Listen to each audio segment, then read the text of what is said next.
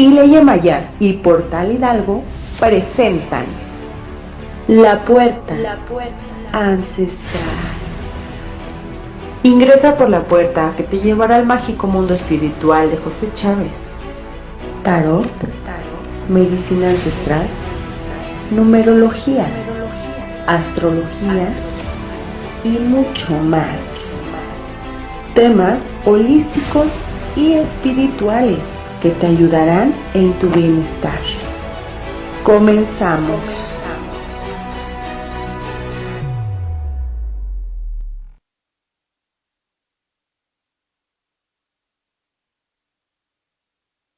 ¿Qué tal, amigos? Muy buenas noches. Les saludo desde su programa La Puerta Ancestral con José Chávez y mi mágico mundo espiritual.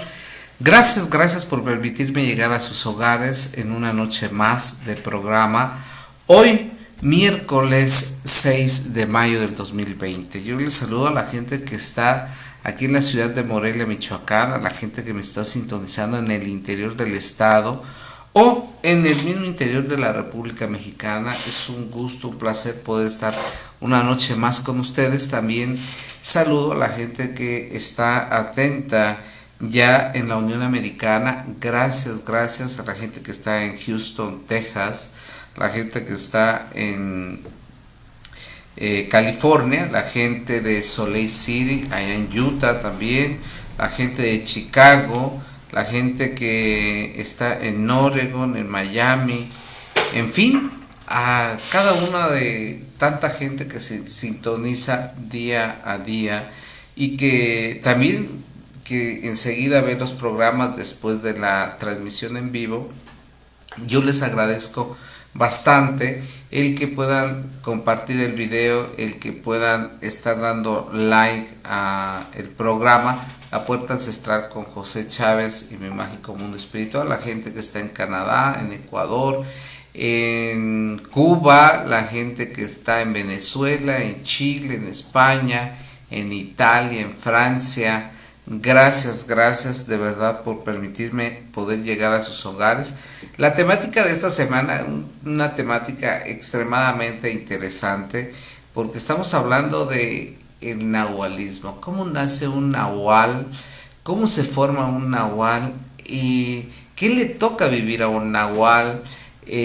¿Hasta dónde llega esa parte de pruebas impredecibles que en ocasiones le toca vivir a un nahual? ¿Hasta dónde aquel iniciado dentro del nahualismo llegaba a someterse a experimentar la diferente tipo de fuerzas que le exigía la naturaleza misma o que le exigía también sus propios maestros? En fin, temática interesante, y uno de los grandes escritores dentro de ese mundo pues fue don Carlos Castaneda con el libro Las enseñanzas de Don Juan, y obviamente la iniciación de Don Juan y todo ese tipo de cuestión con el Nahual Elías. En fin, pero bueno, esta noche, amigos, ojalá y usted pueda interactuar con nosotros, ojalá y esta noche usted también se dé la oportunidad a hacernos llegar sus opiniones. Un saludo, por cierto, al maestro Sato, que le está dando corazoncitos al programa. Saludos, maestro. Gracias, es un gusto, placer saludar esta noche a mi compañero Francisco. Buenas noches. Maestro José, pues muy buenas noches. Espero que toda la gente que nos acompaña, tanto en la transmisión en vivo como en las repeticiones del mismo, ya sea por Ileya Maya o por el Portal Hidalgo, y también por la página de Facebook que se están subiendo los programas, pues les damos un cordial saludo. Y este tema es un tema sumamente interesante. Antes de comenzar, quisiera también mandar algunos saludos. Antes que nada, a la gente que nos está viendo en Houston, a la gente que nos está viendo en el estado de Colorado, en Arkansas, a todos ellos que son parte de la gente con la que hemos tenido contacto durante varios años y que han seguido a un servidor también, a todas las participaciones que hemos tenido aquí con el maestro José Chávez y en algunos otros programas. Les mando un saludo también en el DF y en algunos otros estados de la República como Baja California Norte, allí en Mexicali, desde allá nos observan también. Les mandamos un cordial saludo y espero que este tema que efectivamente está, usted comenzó el día lunes semblanteando, por decirlo así, a Carlos Castaneda, ¿no? Que un colombiano que se nacionaliza americano y que después, haciendo sus estudios de antropología y sus posgrados de antropología, pues llega precisamente a conocer a don Juan. A don Juan Matus. A don Juan Matus. En una estación en Phoenix, Arizona. De autobuses. De autobuses. Sí, exacto. y es sumamente interesante porque Castaneda nos maneja en todos sus libros, pero sobre todo en donde nos habla en concreto del nahualismo, que es el libro que lleva por nombre Las señales del Nahual, si mal no recuerdo. Y en ese libro marca precisamente los pasos, los rituales. Recordemos que eran rituales de la cultura tolteca. Entonces eran rituales que muchos antropólogos dicen que no son muy comprobables, que no son rituales que realmente pudiesen constatar lo que él escribió en sus libros, ¿no? Porque él escribía libros como autobiografía y aparte también nos iba marcando este camino del guerrero, ¿no? Del guerrero tolteca, y cuál era su finalidad última, que era compenetrarse con el universo, recibir las señales de y convertirse precisamente en este animal. Era como el pináculo, ¿no? de ese camino. Era la forma en la que podía volver a ser parte uno con la naturaleza, con la tierra, con la Pachamama, y aparte y a su vez con el mismo universo, maestro. Sí, Carlos Castaneda tuvo esa dicha de poder interactuar con don Juan Matus, que don Juan Matus curiosamente viene de una cultura que se desarrolla en Sonora, la cultura yaqui, pero que fue un hombre que fue reclamado desde la juventud por la madre naturaleza. Y digo por la madre naturaleza porque don Juan Matus, en base a la parte vivencial, la naturaleza lo reclama como su espíritu guardián. Y digo, lo reclama como su espíritu guardián, ¿por qué? Porque dentro del propio nahualismo, ¿sí? Juan Matus vive la enseñanza que le proporciona su maestro Elías, y que de alguna u otra manera lo integra a darle valor y respeto a la naturaleza como tal. Y le hace del conocimiento del linaje que lo precede. Sí, lo que sucede que ahí es donde reside todo, creo yo, ¿no? ¿Por qué? Porque lo primero que una persona debe encontrar es el punto de equilibrio, ¿sí? Y reencontrarse con esa parte del linaje que trae en base a la parte existencial de sus propias vidas, claro, y de su propia enseñanza en la tierra, para poder encontrar su propio camino, maestro, claro, al final de cuentas. Y algo muy interesante, que este linaje proviene de guerreros toltecas, sí, de un grupo muy selecto, muy elite de guerreros toltecas que encontraron precisamente ese camino hacia el autoconocimiento y hacia la autoperfección. Por eso es que llegan a controlar de esta forma precisamente la materia y poderla transformar a gusto, y también haciendo uso de lo que eran sus animales de poder. Carlos Castaneda nos dice en sus libros que al comienzo, precisamente como usted lo mencionó el día lunes, era necesario él, para contactar con esta parte interna, pues del Hikwiri, ¿no? y de la medicina que lo hacía poder contactarse, pero después nos expresa que eso incluso llegó a hacerle daño y ya no era necesario para él. Ya sabía el camino y cómo llegar, que era lo importante. Para eso era importante tener el conocimiento de esta planta de poder. Pero después, cuando su ADN se reactivó, ya no tuvo necesidad. Hay una parte de ejercicio que le pone Juan Matus a Carlos Castaneda. Le dice, ok, Carlos, tú quieres conocer mi práctica, mi conocimiento, quieres aprender, pues vamos a iniciar con este ejercicio. Y Juan Matus pone a Carlos Castaneda en un cuarto y le dice, búscame tu punto de equilibrio. El punto de equilibrio, sí.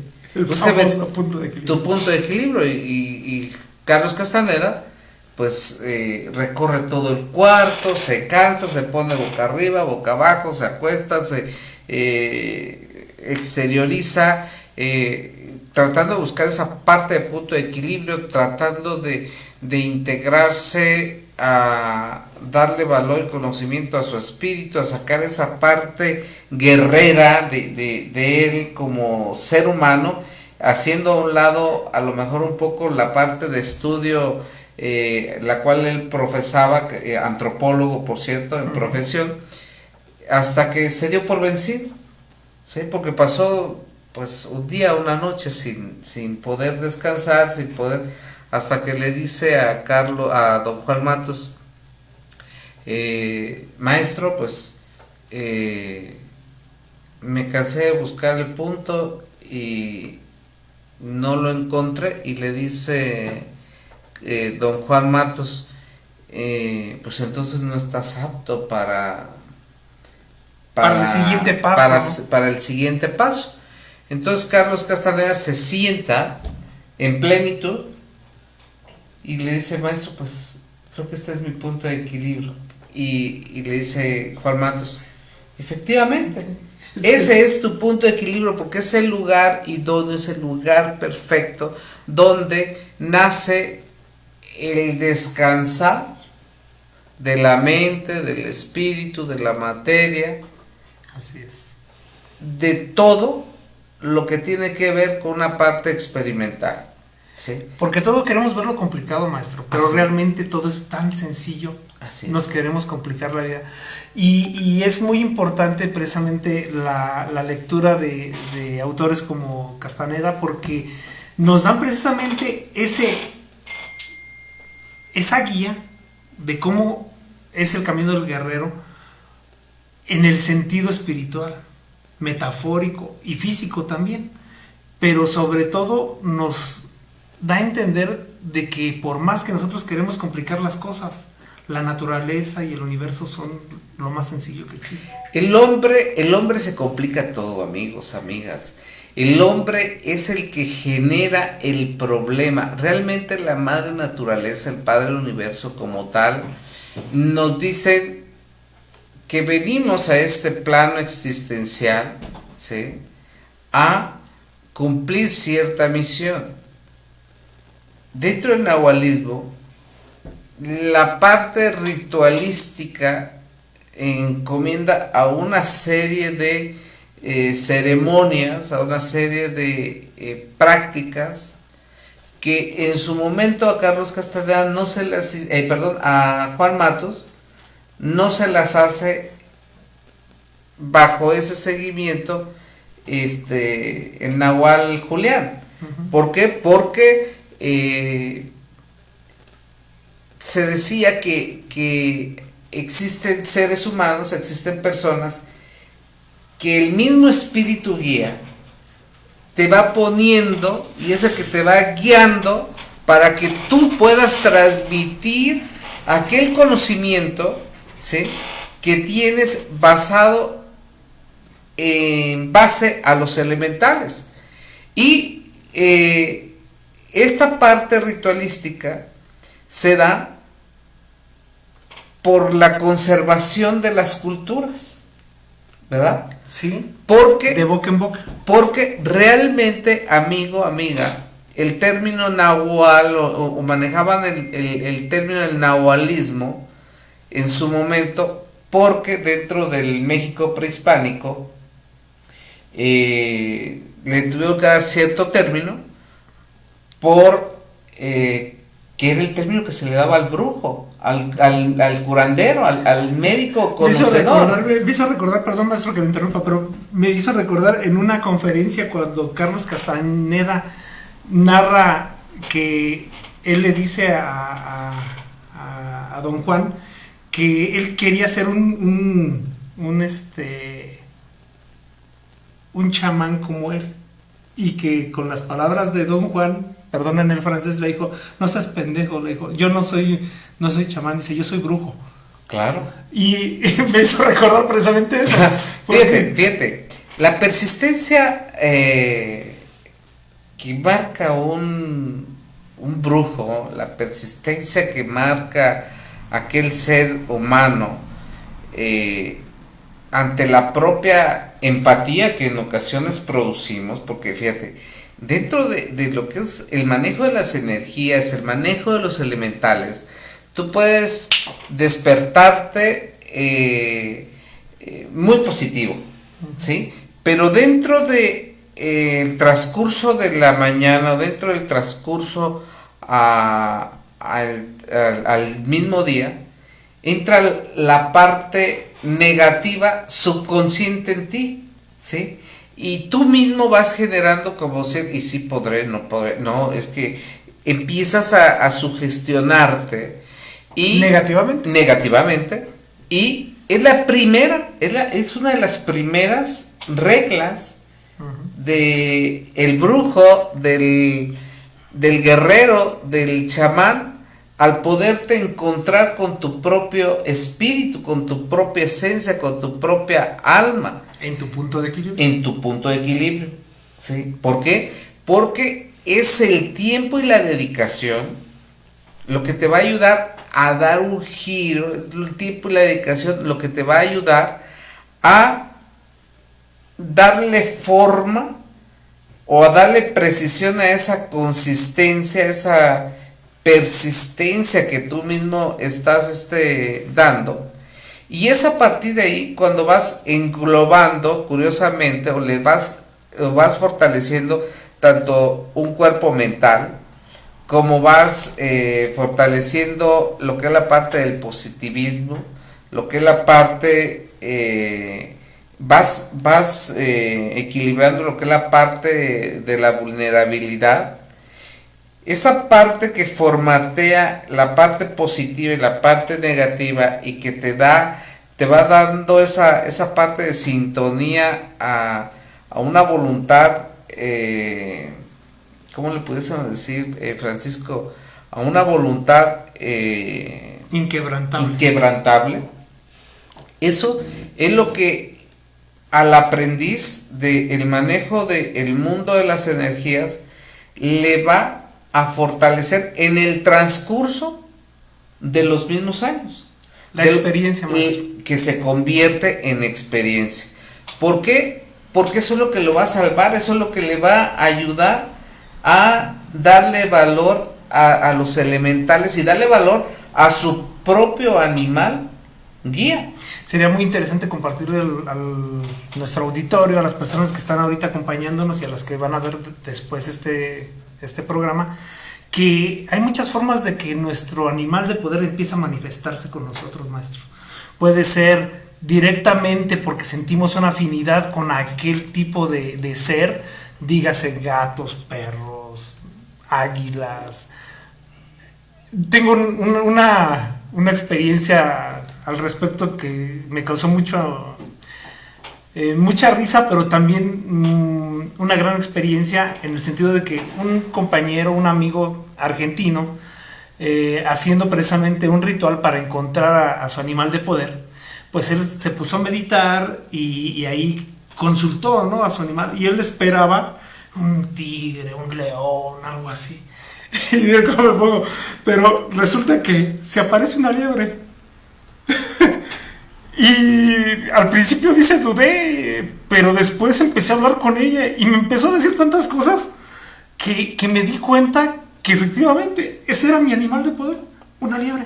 Claro. Y esa era su identidad. Sí, pero maestro, esto lo comento y lo comparto precisamente para que nos quitemos de la mente estos prejuicios de creer que vas a contactar con un lobo, con un águila, con un búho, con una serpiente. Sí, no, pero esperamos siempre algo así grandioso, ¿no? Cuando tal vez nuestra alma, nuestro espíritu, lo que nos une a la tierra, precisamente es un ser que puede expresar esa ternura, ¿no? Fíjate, Francisco, que muchos aprendices, después de, nos van a tomar una foto acá en el estudio, mi amigo Popeye, muchos aprendices, después de buscar su animal de poder o ampliar sus conocimientos durante años, y no viéndose en esa parte de equilibrio, en esa parte de satisfacción, de encontrar el poderío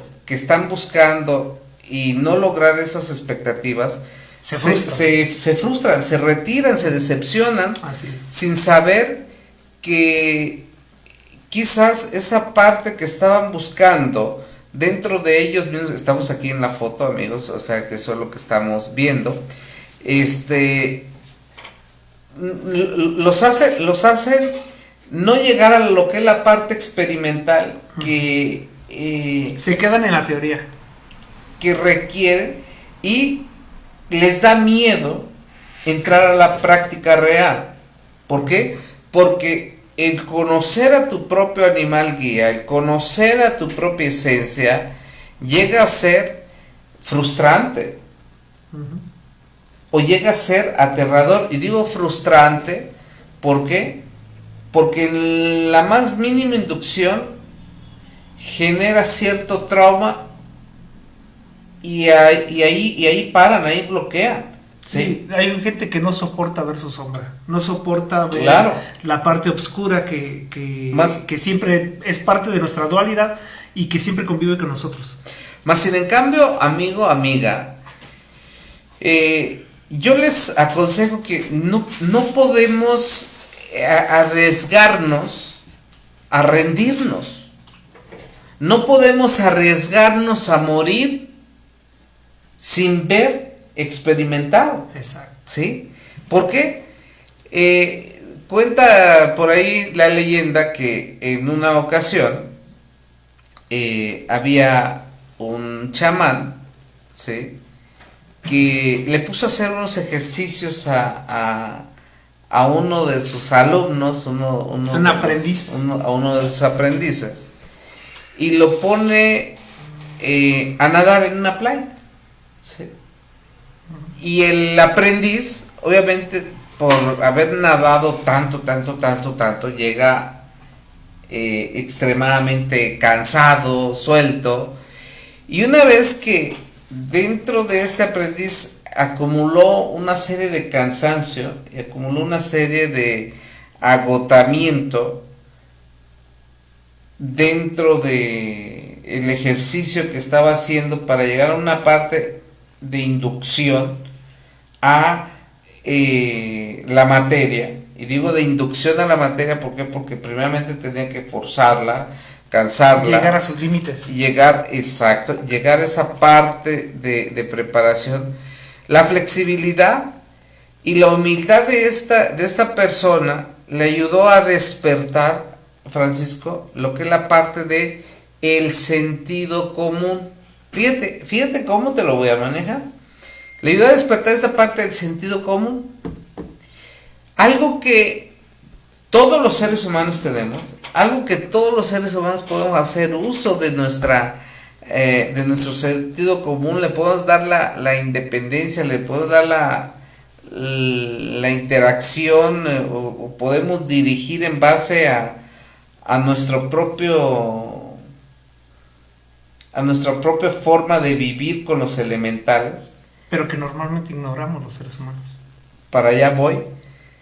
Y dentro del despertar de la conciencia y dentro del despertar de los sentidos o del sentido común, ¿sí?, entra lo que es la parte revolucionaria. Y entra lo que es la parte revolucionaria, ¿por qué? Porque empiezan a brotar detalles, obstáculos, empieza el guerrero a trabajar dentro de lo que es lo último que le queda de energía, que es la parte de la persistencia, entra a trabajar esa parte de lo único que queda en poder rescatar esa parte impecable o de impecabilidad para poder terminar el ejercicio la prueba le había puesto el maestro, ¿sí? Pero cuando llega al final, la parte exhausta, la parte de cansancio, de agotamiento, de liberación, ¿sí?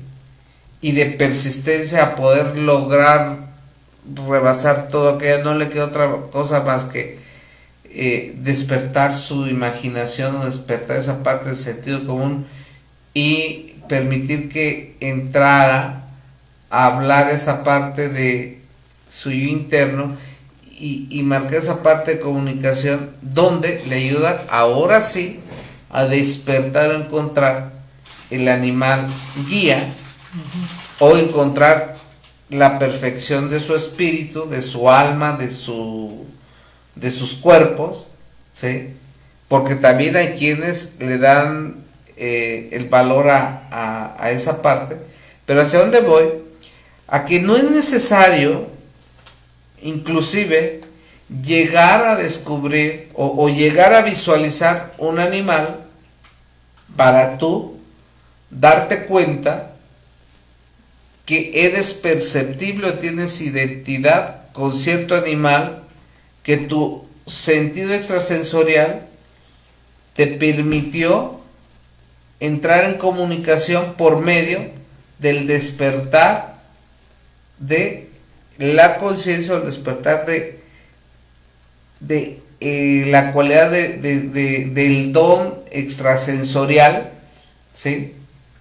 Que puedes manejar en todo momento y que de alguna u otra manera el sentido extrasensorial te va a dar el matiz para poder manejar o trabajar con los elementales dentro del mismo aprendizaje. Ahora que maneja eso, maestro, también esa es otra de las características. Este animal de poder se va a estar tratando de comunicar de forma intuitiva con nosotros. En todo el transcurso de nuestra vida siempre nos estará buscando, lo estaremos viendo. Habrá periodos en los que veamos a nuestros amigos, nuestras familias conviviendo con cierto animal o mencionando a cierto animal, que realmente es nuestro propio inconsciente tratando de comunicar con nosotros para que logremos contactar con ese animal de poder, que a la postre, como bien lo menciona el maestro José, puede ser el desarrollo de ese nahualismo, si uno trata de inducir esa práctica en su vida cotidiana. ¿Cómo? A través de mucho trabajo, mucho estudio, de mucha persistencia, como bien lo menciona el maestro José. Y otra cosa que me gustaría mencionar, maestro, es que no hay que confundir el nahualismo con otros tipos de transformaciones de animales, como podría ser la licantropía, ¿no? O como podría ser las leyendas balcánicas de los vampiros que pueden convertirse en algún otro tipo de animal. No hay que confundirlo, porque aquí estamos hablando de que cuando contactas con el universo y la naturaleza es que tienes esa capacidad y ese crecimiento espiritual para poder manejar la materia. No al contrario, perdón maestro, no al contrario de que en estos otros supuestos de la licantropía y el vampirismo, por ejemplo, se dan a causa de otros motivos que por lo general son motivos completamente diferentes a los de un nahualismo. Creo yo, Francisco, que las culturas que se han desarrollado en nuestro país han sido culturas extremadamente ricas en contenido, ricas en tradiciones, ricas en usos, en costumbres, que eso es lo que nos ha dado la parte de identidad a el brujo mexicano, al brujo o al médico de campo mexicano, al médico natural. Al médico natural. ¿Por qué? Porque eso le da en nuestras culturas como tal, nos lleva a experimentar lo que es esa parte que tiene que ver con el conocer al ser humano. Y digo, nos lleva a conocer al ser humano porque cuando conocemos al ser humano encontramos esa parte que tiene que ver con sus componentes, tanto del cuerpo que tenemos físico, como de los diversos cuerpos de los cuales tenemos la composición, que puede ser visibles, invisibles. Hablemos del cuerpo mental, hablemos del cuerpo espiritual, y que al cuerpo espiritual a menudo le llamamos almas, o le llamamos espíritu o qué sé yo, y que estos de alguna u otra manera se pueden separar de nuestro cuerpo y sobrevivir, y llegar a sobrevivir hacia la muerte. Cuando nos adentramos a otras culturas que se han desarrollado en otros países, sobre todo europeos, ¿sí?, es cuando viene como a cavarnos parte de esa parte que tiene que ver con la identidad. ¿Por qué? Porque el mexicano, curiosamente, le gusta aprender de otras culturas, no lo propio, sino le gusta irse, tú lo dices, al vampirismo, y llegamos a ser fanáticos, inclusive a tener una capa, a tener una dentadura con colmillos, a tener ciertas transformaciones. Los que se creen licántropos o hombres lobo, pues, para ponerlo en términos más comunes, pues también, como usted dice, suelen conseguirse una piel de lobo y sentir que pueden tener esta manifestación en animal. Pero como usted bien lo menciona, y estoy completamente de acuerdo en ello, hay mucho que aprender de la cultura, de las costumbres, de los ritos mexicanos, de las culturas iniciáticas en México, como para todavía tener la oportunidad de salir a buscar otro tipo. Se puede hacer una comparación de ciertos aspectos, por ejemplo, ahorita que usted estaba hablando, se me vino a la mente los druidas, ¿no? Los druidas, que son del norte de Europa y que son el equivalente a nosotros a un chamán, ¿no? Claro.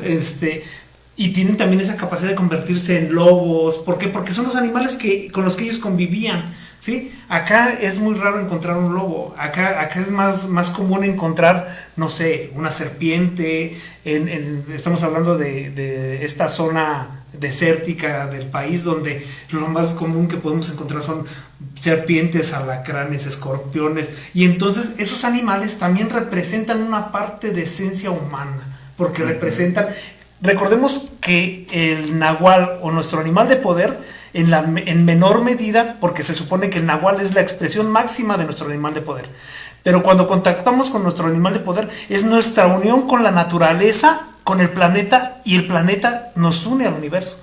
Entonces eso es lo importante de poder contactar con este animal de poder, que podemos contactar con él por medio de una meditación, por medio de esta... ¿De la enfermedad misma? Sí, en un extremo. Claro. La parte de la fiebre te hace conectarte, y te lo voy a poner como ejemplo, y te interrumpo en esta parte, porque muchas veces la misma enfermedad te hace conectarte con los mundos, ¿sí? Te hace conectarte con los dioses, y te da esa parte fugaz de conectarte. Se rompe el velo, maestro. Se rompe el velo. El estado efectivamente de fiebre, por ejemplo, es muy conocido porque esta fiebre lo que ocasiona es de que estimula o sobreestimula, mejor dicho, lo que serían nuestras glándulas. Y nuestras glándulas son las que precisamente nos contactan o nos permiten contactar con estos mundos no tangibles, ¿no? Nos conecta precisamente con eso, con lo intangible.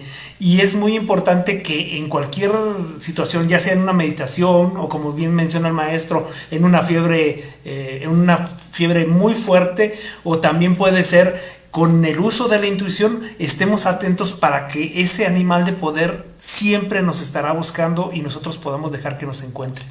Bueno, amigos, el tema da para estar aquí, hable y hable y hable y hable, pero bueno, también es justo y necesario, dijera por ahí en una de las religiones, dentro de los rezos, saludar a la gente que nos hace favor de estar con nosotros.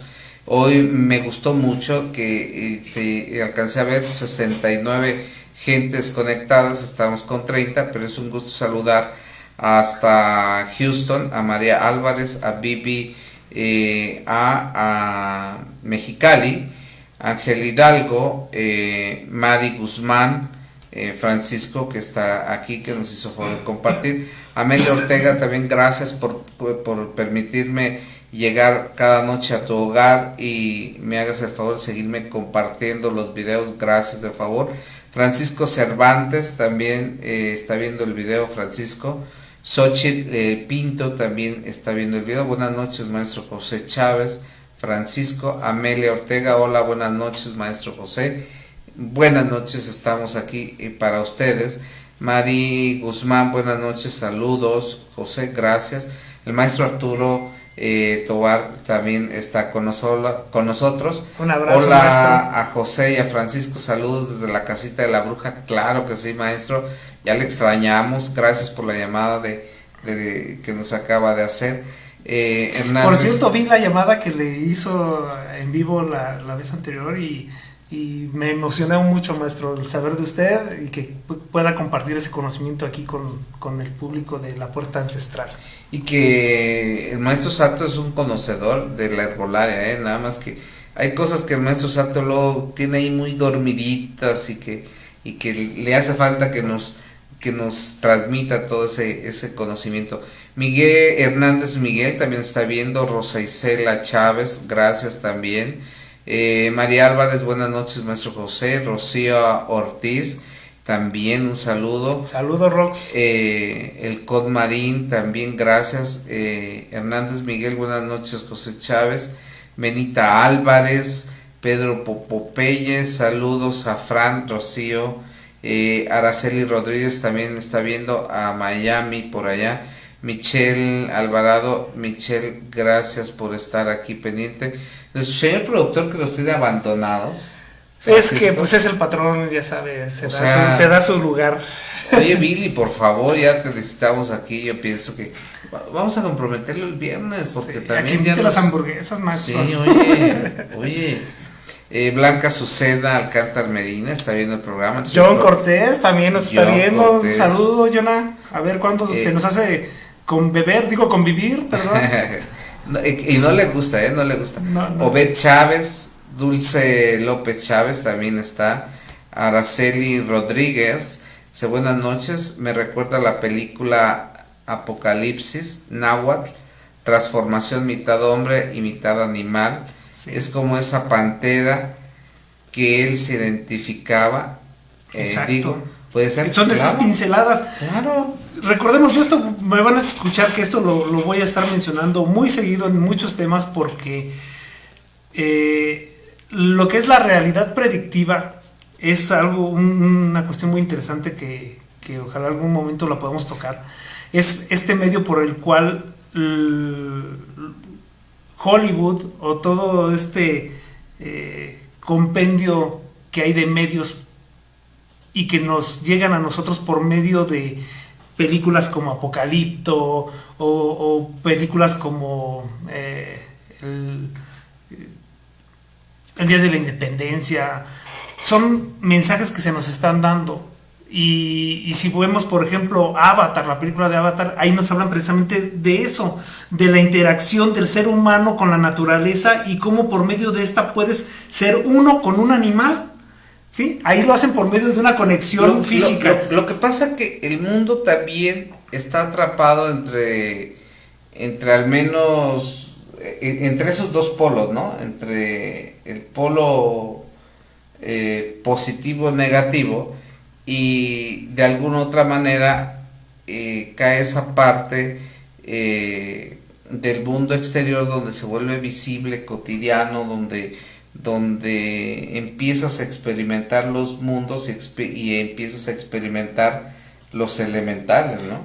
Quisiera mandar también un saludo a Leti Fernández, que me está saludando, y a usted, maestro, un saludo desde aquí, Leti, también a ver cuándo se digna venir aquí con nosotros. No, Leti, la vamos a tener pronto, nada más que el productor... Yo te invito, si no te invita José. No, ya está invitada, nada más que todo depende de las temáticas que nos van poniendo. Claro que sí, ya saben que nosotros... No las pongo yo, es Billy, el productor, Popeye. José Agustín también lo está viendo, Marian Guiano, un saludo, por cierto, Jesús Campos, gracias hijo, Javier Rodríguez Morajón está viendo desde La Habana, Cuba, Alejandra Guzmán Díaz, buenas noches, hace tiempo, Liz Perdí, me congratulo por haberles encontrado, una pregunta, mi hijo de 19 años quiere, una pregunta, mi hijo de 19 años quiere un gato. Ayer precisamente me dijo que en otra vida no sabía, no cabía duda que él había sido un gato. Me lo implora, pero a mí ni los gatos ni los perros me gustan. A ver, una cosa es que a ti no te guste. Exacto. ¿Sí? Sí. Pero otra cosa es que él sienta una conexión. Que él tenga una conexión Maestro, experimental. Y hay otra cosa que hay que puntualizar a esta persona que está comunicando con nosotros. Los gatos, en especial los negros, tienen una capacidad inherente que es de conectar precisamente a nosotros los humanos con el mundo onírico, cuarta, quinta dimensión. Entonces, si él siente esa necesidad, pues sería hermoso que usted le regalara a ese animal y que le permitiera que creara ese lazo. Esa parte experimental. Que lo deje experimentar con esa parte que le está pidiendo o que está teniendo esa necesidad de conectar con este animal en concreto. Bueno, pues ahí está la respuesta. Gracias por seguirme enviando mensajes. Yerandis Olobatalá en Cuba, también un saludo. El náhuatl es de los mayas, es un espíritu protector que adquirimos al nacer. A ver, los espíritus protectores, obviamente todo ser humano nace con un espíritu protector guía, ¿sí? Dentro de lo que son los espíritus guardianes, ¿sí? Que esos son parte de la parte vigilante al espíritu, los guía, compañeros de lo claro, la parte con la cual tú te vas a asemejar, ¿sí? ¿Por qué? Porque vas a descubrir esa parte que tiene que ver con la interacción el descubrimiento a tu propio espíritu, el poder encontrar esa parte de identidad a lo que es la parte de tu alma, de tu espíritu, de tu esencia. No hay que confundir. No hay que confundir. Una cosa es un guía espiritual y otra cosa es un animal de poder. Así es. Precisamente su nombre lo dice. El animal nos va a transmitir el poder que encierra su naturaleza, que es creadora junto con un grupo de estas criaturas que por estar unidas de forma directa con el planeta, con nuestra Pachamama, tiene la capacidad de unirnos y darnos ese piso y esa fuerza que tiene el planeta y que nosotros podemos echar mano de esa fuerza para crear. Creer es crear. Entonces, no confundirlo con un guía que podemos verlo en una meditación, al igual que un animal de poder, pero son dos seres completamente diferentes. Distintos. Bueno, ahí está Araceli Rodríguez, fue quien nos pone, Pedro Edwin Díaz, un saludo por allá a San Andrés Cirándaro, aquí cerquitas de la ciudad de Morelia, en lo que es la parte de la ribera del lago de Pátzcuaro. Gracias por estar ahí con nosotros. Tunturnava, un programa muy interesante, gracias, ojalá y pronto también te animes a participar. Leti Fernández, Tunturnava, saludos. Rosa Isela Chávez, buenas noches, bendecido programa, gracias. Leti te saluda, saludos amigos José y licenciado Francisco.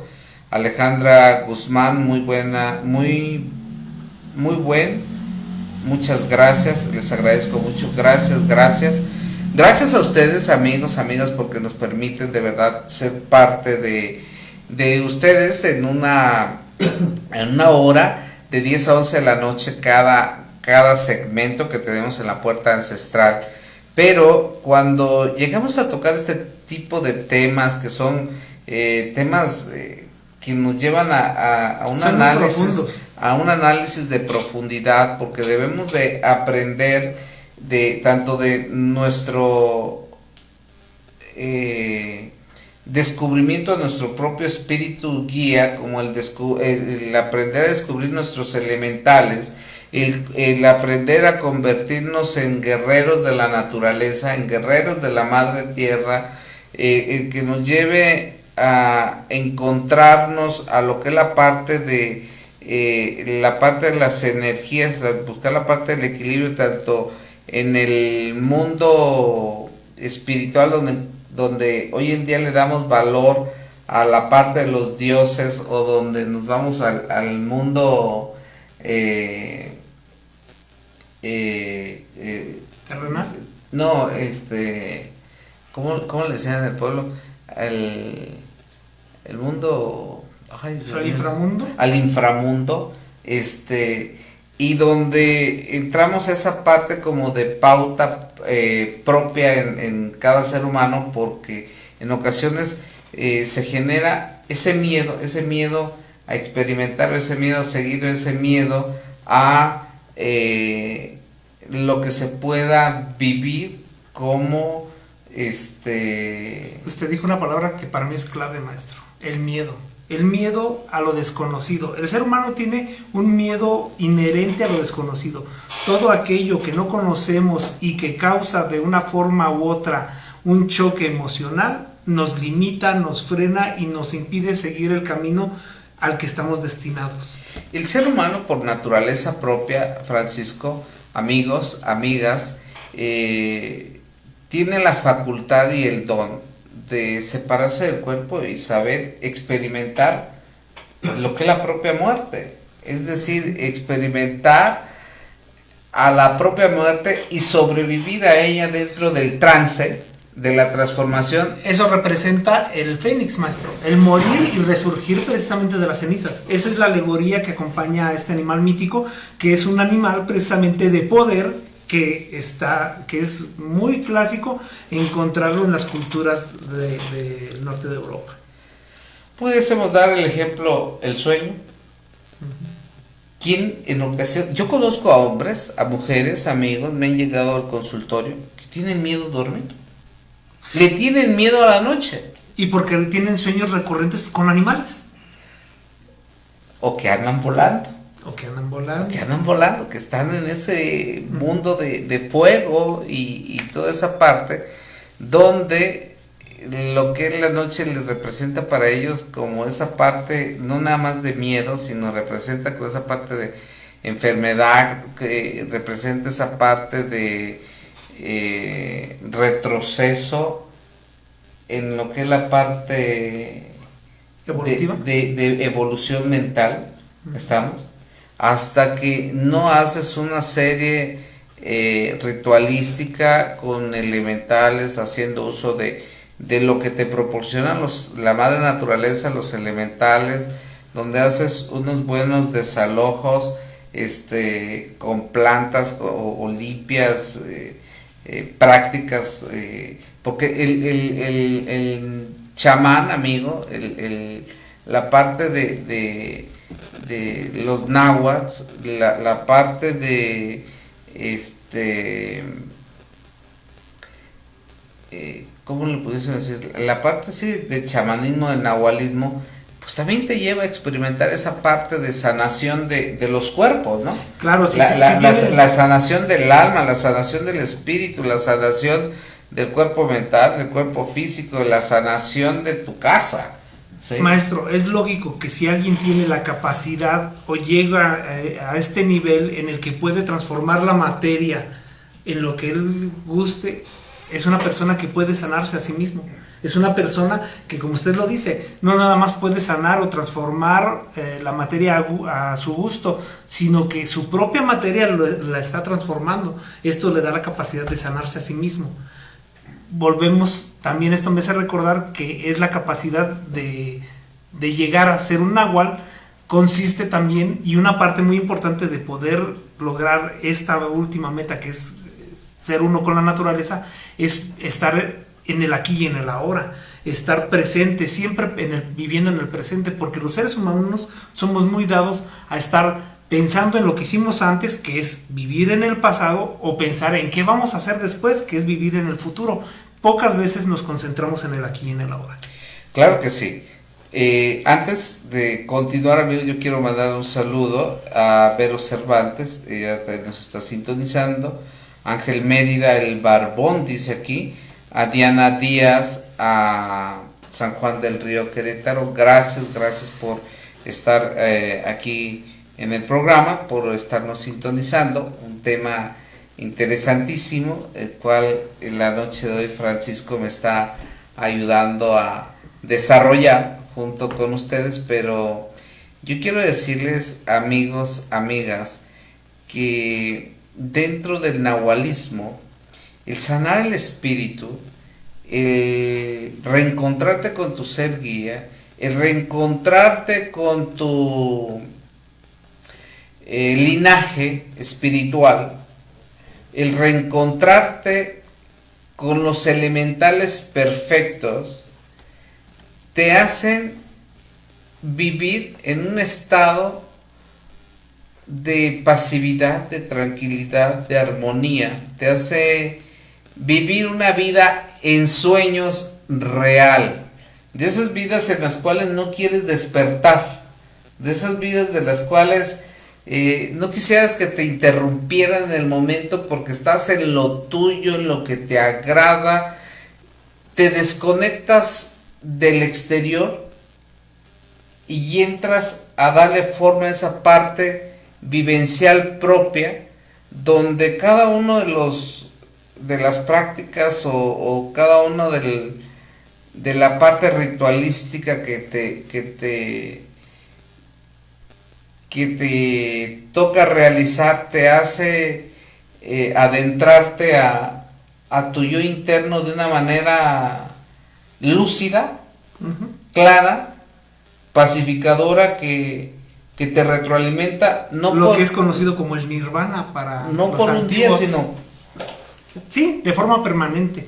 Y ahora que menciona el entresueño, es algo muy importante, porque nos es mencionado, ya como lo había comentado, en estos medios que tratan de mandarnos estas informaciones camuflajeadas. Hay una serie que se llama El Cristal Encantado, y precisamente ahí hablan del entresueño, que es la capacidad de poder transmitirle a los demás nuestros pensamientos. Pues esto también se aplica en algunas sociedades discretas, hablan del entresueño. Entonces no es de embalde hablar de estos temas, y que está íntimamente ligado a todo lo que tiene que ver con el nahualismo, porque juntando todo esto que hemos platicado el día de hoy, maestro, nos lleva a una serie de técnicas con las cuales podemos conectar. Yo querría cerrar con esto, porque ya estamos a punto de terminar. Querría cerrar con el hecho de que el día de hoy les dimos algunos tips para que puedan contactar con ese animal de poder que siempre va a estarlos buscando, y que la misión de ustedes es encontrarlo. Así que ojalá puedan hacerlo. Si llegan a lograrlo, comuníquense con nosotros, cuéntenos sus experiencias. Bueno, pues Francisco se está despidiendo, pero la temática, amigo, es amplia.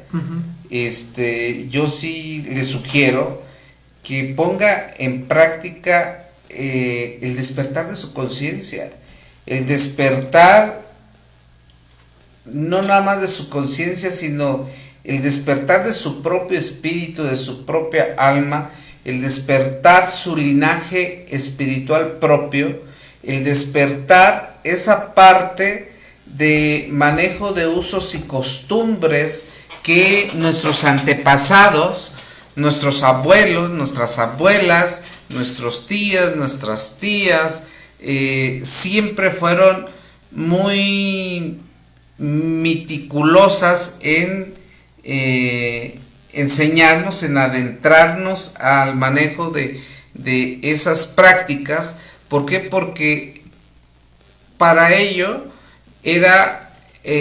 para ellos era muy importante inducirnos a el rescate de nosotros mismos para darle una integridad o una unificación a lo que es la parte de la convivencia familiar, ¿sí?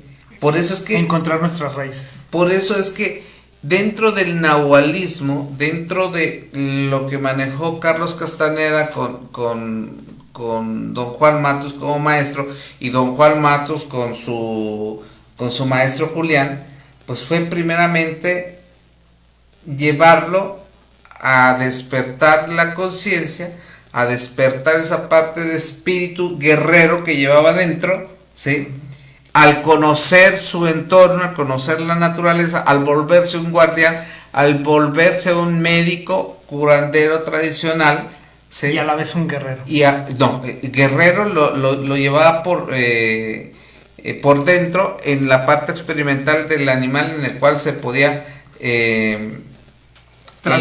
transmutar, y que hoy en día yo les decía, en Michoacán, aquí en la parte de la Caña de los 11 Pueblos, Cherán específicamente, esa comunidad, todavía existe gente dentro de la cultura purépecha que llegó a manejar este tipo de prácticas que tienen que ver con el nahualismo y que llegaban a ser parte de los ritos para embrujar o para poder dañar o para poder llegar a la conciencia, al pensamiento de aquella persona y así poder manejar las energías, maestro, conforme.